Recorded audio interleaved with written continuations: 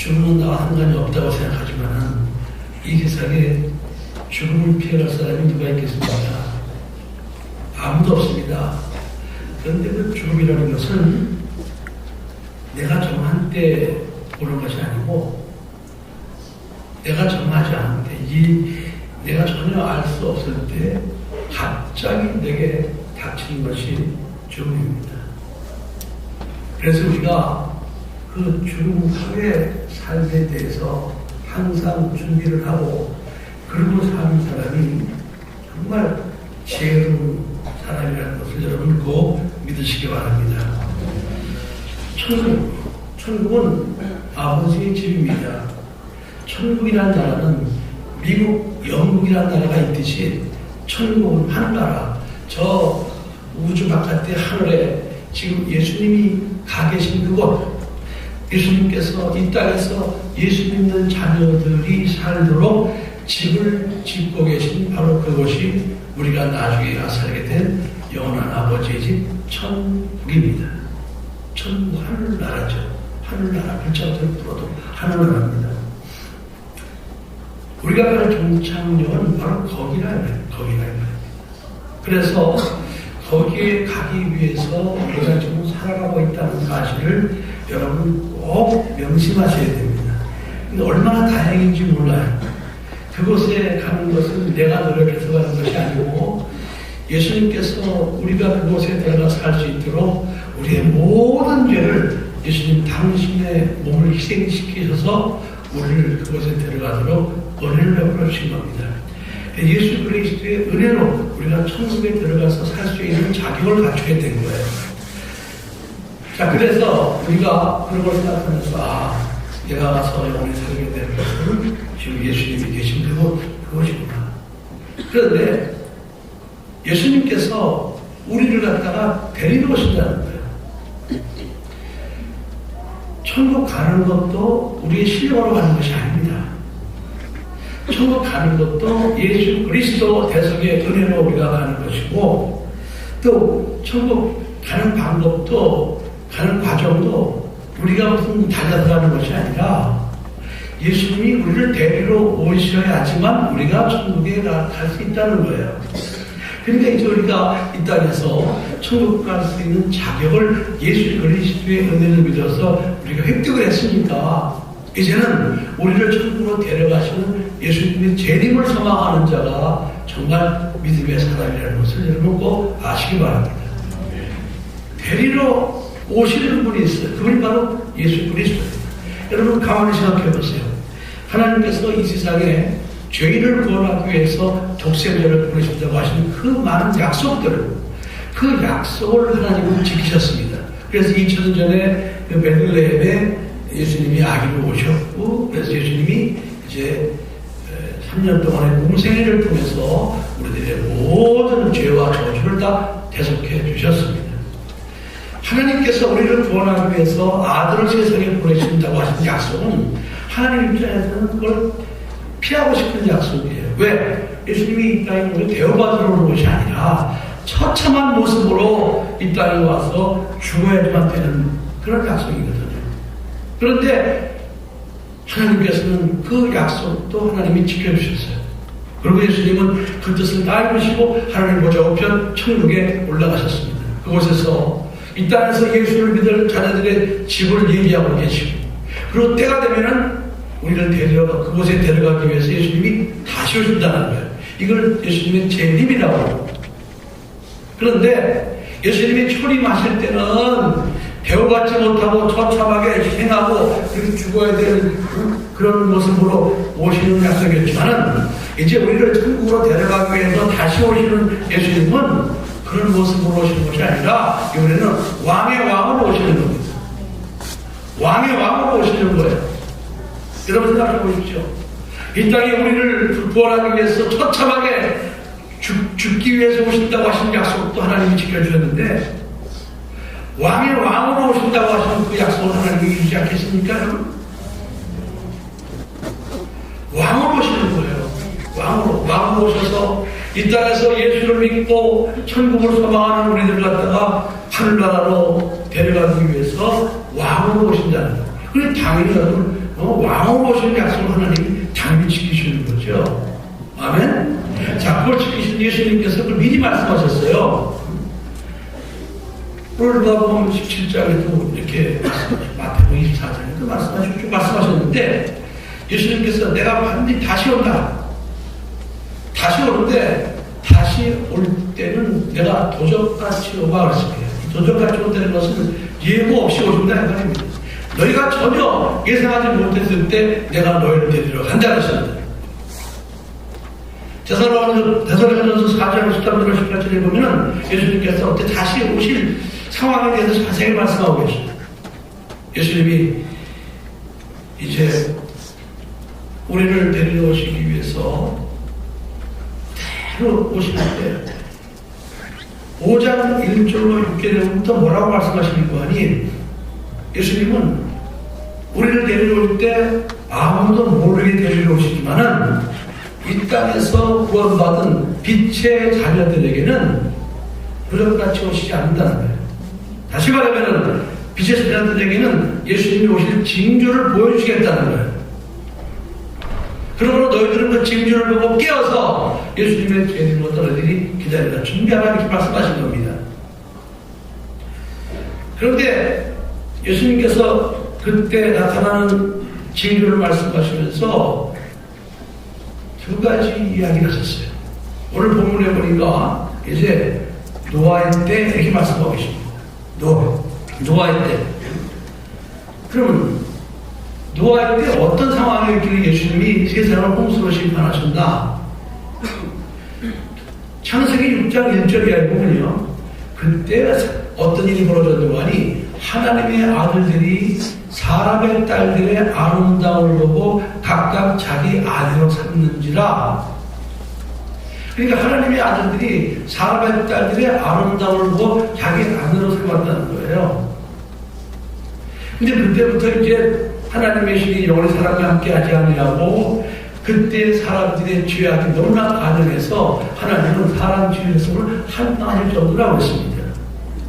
근데 그렇게 된 그 원인이 뭐냐? 하나님의 아들들이 사람의 딸들의 아름다움을 보고 자기 아내로 하는 일이 되겠다는 거예요. 제가 오늘 하나님의 아들들은 누구고 사람의 딸들은 누구가 그걸 그때 설명하지 않겠습니다. 근데 중요한 건 뭐니? 하나님의 아들들이 사람의 딸들의 어떤 조건?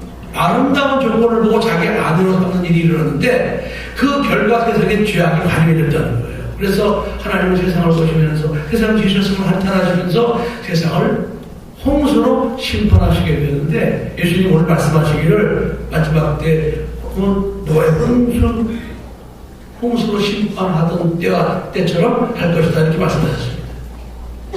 자, 그러면은 하나님께서 세상을 심판하실 때 그 세상을 심판하는 기준을 무엇으로 두시는 거 아니?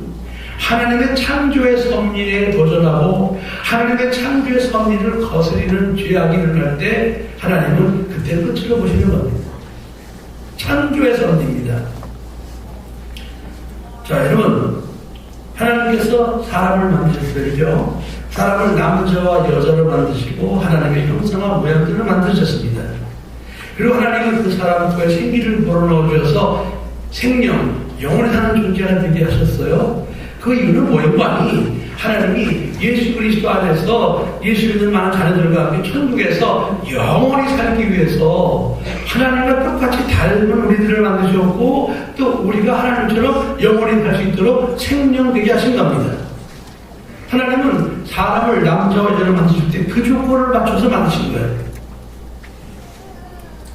그런데 사람들은 그 하나님의 창조의 섭리를 거스려서 인위적으로 하나님이 만드신 창조의 뜻을 거스리는 일이 생기게 되었습니다. 요즘에 보면은 남자들도 이제 성형수술을 한다고 그러는데 이 성형이라는 것이 이제 대세가 되었습니다. 그죠? 여러분 가만히 생각해 보세요. 한 20년 전만 해도 이 성형이라는 게 기껏해야 코 조금 높이고 뭐 이렇게 눈 쌍꺼풀 하나 만들고 그 정도였습니다. 그런데 지금은요, 어떻게 되는 거 아니? 이게 무슨, 학생들 고등학교 졸업하고 대학교 들어가기 전에 2달 동안에 다 성형외과 가서 맞춤으로 다 이렇게 성형수술을 할 정도가 됐어요. 우리 교회 아이들은 안 하겠지만 어쨌든 일반적으로 거의 대세가 되고 말았습니다. 하나님께서 만드신 그 창조된 형상을 사람이 기술적으로 인위적으로 고치는 거죠. 근데 우리가 뭐 코 조금 높이고 눈 조금 이렇게 찍고 뭐 그 정도야 그건 뭐 이해할 수 있을 거예요. 그거에 있다고 사람을 못 알아보는 건 아니잖아요. 제가 들은 얘기입니다. 이제 그 친한 친구가 대학 다닐 때 여러분한테 연락이 없더래요. 그래서 얘가 미국에 할아버지가 살고 있는데 거기 갔나? 하고 이제는 있었는데 계약하고 나서 학교를 가는데 버스에서 이렇게 내렸다는 거예요. 내렸는데 갑자기 어떤 아이가 와서 예! 하고 자기 이름을 부르더라는 거예요. 그래서 그렇게 보니까 모르는 애가 자기를 부르더라는 거예요. 그래서 너 누구니? 이랬다는 거예요. 그랬더니 어머 얘! 난 누구야? 아무개야. 그러더래요. 너 아무개 맞아? 그랬더니 나야 나. 그러더래요.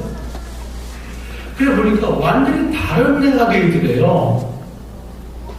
완전히 다른 애. 그러니까 그 친한 친구가 버스에 내려서 알아보지 못할 정도로 완전히 얘가 2달 동안 얼굴도 놓친 거예요. 자기 아버지한테 들키면 다리가 벌어집니다. 그래서 2달 동안 이렇게 몰래 숨어가지고 성형수술을 했대요.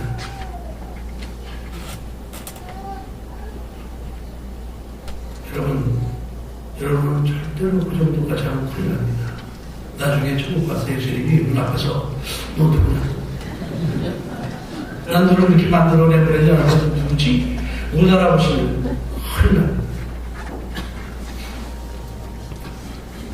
그러더니 또 이제 얼마 지나서 그들이 나 회원수술 한번 더 해야 되겠어. 그래서 왜? 내 코가 마음에 안 들어. 그러더니 네 코가 어땠어? 아니 마음에 안 드는데 자기 요번에는 그 가수 중에 무슨 서인영이 가고 있습니까? 서인영? 걔가 그렇게 성형해서 얼굴 바뀐 애라네. 걔 코가 이쁘다고 걔 코처럼 다시 해야 되는 거야. 걔 코처럼. 그래서 그랬다고 그래요. 너 그러다가 중독되면은 성품이 아줌마처럼 못해. 큰일 나. 그랬다는 거예요. 그 다음에 했는지 안 했는지 모르겠어요. 여러분, 왜 여자들이 성형수술을 그렇게 심하게 합니까? 결국 남자한테 잘 보이려고 하는 거예요. 그전에는요, 집순이도 짝이 있다고 했습니다. 그래서 그전에 다 시집장을 갔어요. 그죠? 갔잖아, 그지?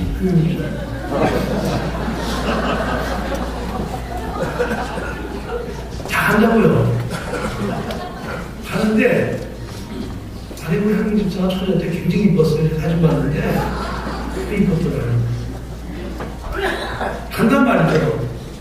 근데 요즘에는 시집 안 가고 장가 안 가는 사람들이 안 가는지 못 가는지 모르지만 많아지죠.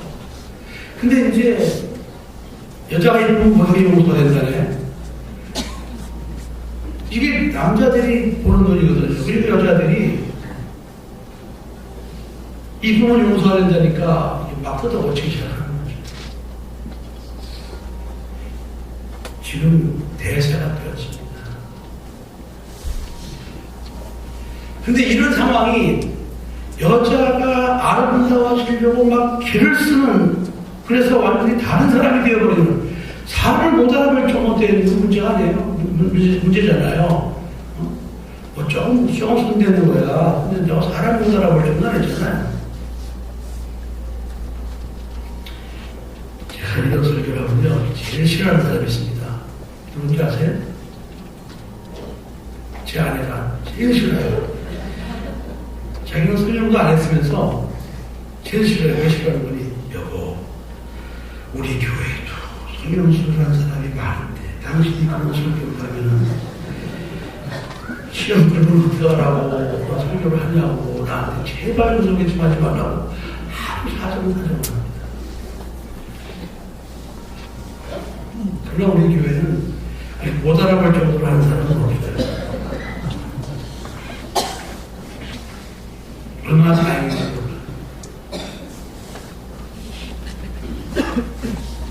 하나님께서 만드신 창조의 섭리를 인위적으로 거스르는 일들이 그것에 파생되는 죄악이 되게 엄청나다.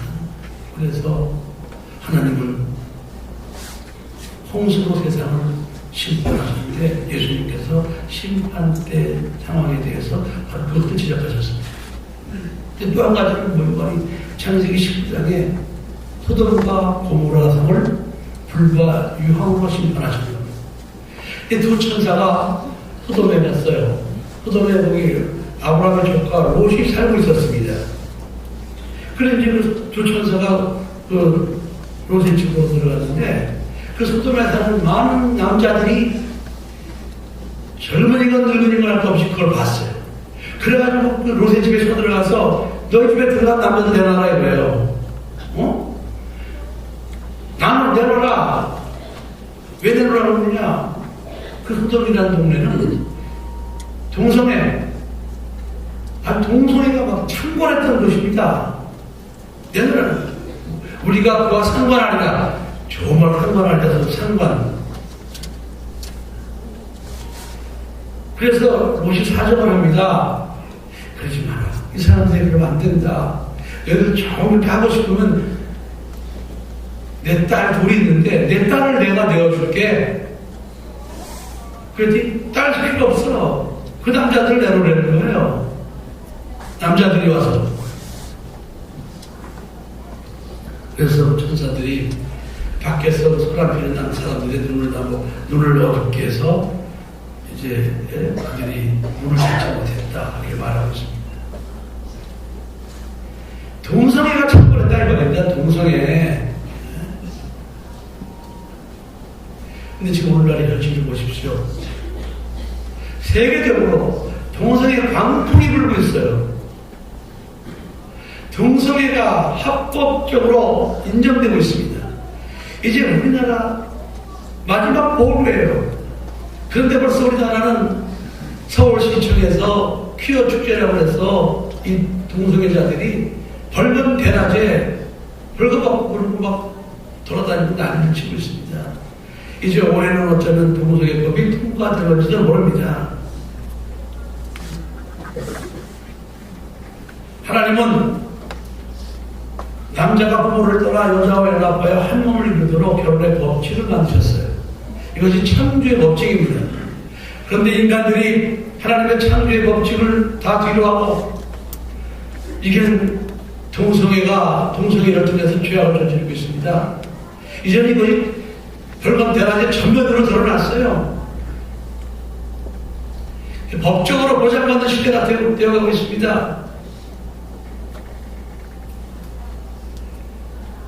하나님의 심판의 때가 좋은 말로 말하면 예수님의 재림의 때가 가까이 왔다는 증거가 아니면 무엇이겠습니까, 여러분? 예수님께서는요, 세상의 심판 끝날에 두 가지 말씀하셨어요. 오늘 본문을 잘 보세요, 여러분. 뭐 딴 말씀하셨나? 27절에 26절에 노아의 때 얘기하셨고 또 28절에 롯의 때와 같다 이렇게 말씀하셨습니다. 다른 말씀 안 하셨거든요. 동성애가 창궐해질 때 하나님의 심판의 때가 가까이 왔다는 사실을 너희들이 말해야겠다 이거예요.